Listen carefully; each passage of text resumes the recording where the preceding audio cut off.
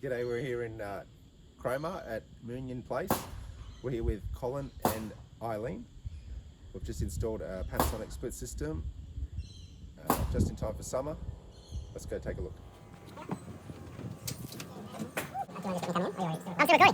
So we're here with Eileen. We've just put the split in the centre of the wall, gets the living area, push into the kitchen. We've come out the side and down and under the house to the other side, out of the way.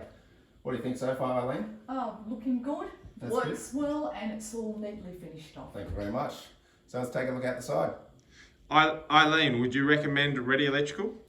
Yes, I would. You've been very professional. You've been on time. You explained everything about the job, pros and cons for where to put things. So, very happy. And you're happy? Very happy? Very happy. Great. Thank you. So pipes come out under the house. We've clipped it up with some saddles, tucked in nice and neat, isolated beside, and feet to level it out. We've got a new power circuit in the board. We also did power. Anything electrical, aircon, give us a buzz. Link up above, below, call us.